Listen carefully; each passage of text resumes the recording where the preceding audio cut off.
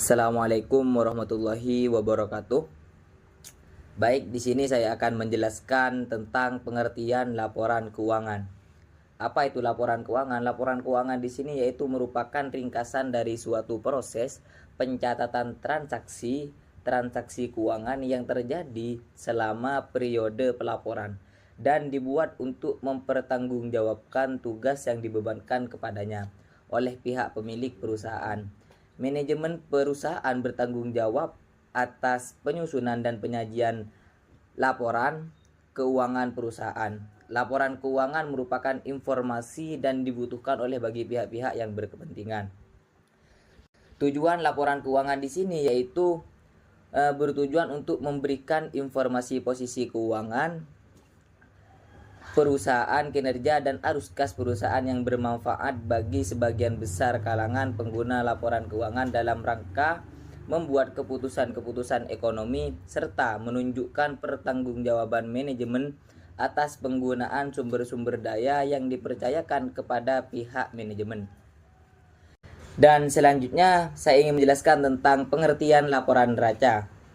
Laporan neraca adalah bagian dari laporan keuangan yang menyajikan posisi keuangan perusahaan pada suatu tanggal tertentu, biasanya pada akhir periode akuntansi.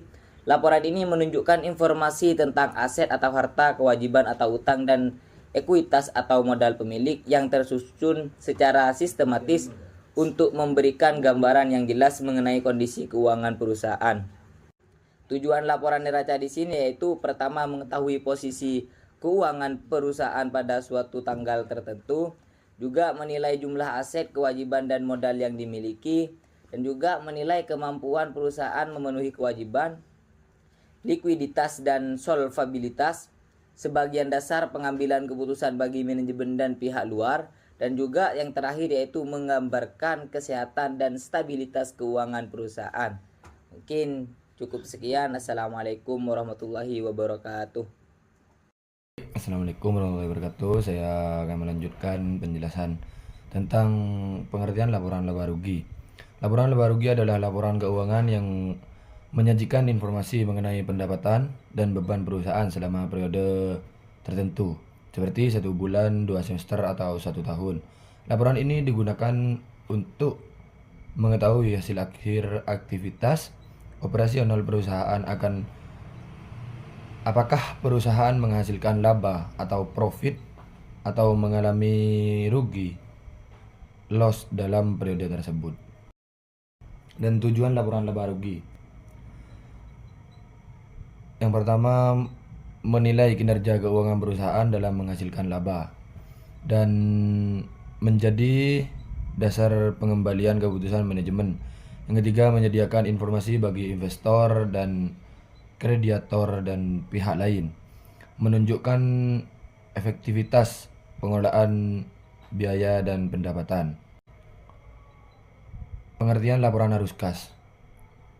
Laporan arus kas melaporkan penerimaan dan pengeluaran kas entitas selama periode tertentu, dari mana kas datang dan bagaimana dibelanjakan. Laporan arus kas menjelaskan sebab-sebab dari perubahan nilai sisa kas. Dan tujuan laporan arus kas menyediakan umpan balik pada arus kas aktual, membantu mengidentifikasi hubungan antara laba akuntansi dan arus kas, menyediakan informasi mengenai kualitas laba, dan meningkatkan perbandingan dari informasi dalam laporan keuangan, bantuan dalam menilai fleksibilitas dan likuiditas. Yang terakhir, mewakili dalam prediksi arus kas masa depan. Mungkin itu saja. Assalamualaikum warahmatullahi wabarakatuh. Saya akan menjelaskan tentang pengertian laporan perubahan ekuitas. Laporan perubahan ekuitas adalah laporan keuangan yang menyajikan informasi mengenai perubahan, kenaikan, atau penurunan ekuitas perusahaan selama satu periode akuntansi. Laporan ini menunjukkan sumber perubahan ekuitas seperti laba rugi, bersih investasi tambahan pemilik, dan pengambilan dana oleh pemilik. Tujuan laporan perubahan ekuitas. Yang pertama yaitu menjelaskan perubahan saldo ekuitas awal sampai akhir periode. Yang kedua, memberikan informasi tentang penyebab meningkat atau menurunnya ekuitas. Yang ketiga, menunjukkan besarnya laba atau rugi bersih yang mempengaruhi modal. Yang keempat, memberikan gambaran kontribusi pemilik dan penarikan modal. Yang kelima, membantu pihak internal dan eksternal dalam pengambilan keputusan keuangan. Selanjutnya, pengertian laporan zakat. Laporan zakat adalah laporan keuangan yang menyajikan informasi mengenai penerimaan dan penyaluran dana zakat yang dikelola oleh lembaga amil zakat atau lembaga keuangan syariah. Laporan ini menunjukkan jumlah dana zakat yang diterima, sumbernya, serta penyalurannya kepada mustahik sesuai ketentuan syariah. Tujuan laporan zakat. Yang pertama, menjelaskan transparansi dan akuntabilitas dalam pengelolaan dana zakat. Yang kedua, memberikan informasi tentang sumber penerimaan zakat dan penggunaan dana.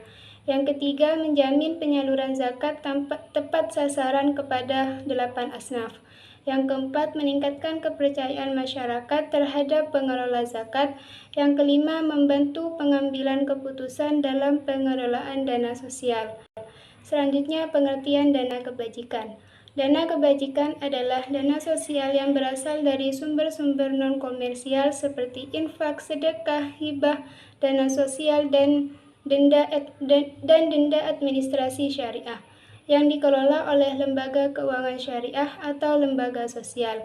Dana ini dipergunakan untuk kepentingan kemanusiaan, bantuan sosial, dan kegiatan kebajikan tanpa tujuan mencari keuntungan serta tidak menimbulkan kewajiban pengembalian.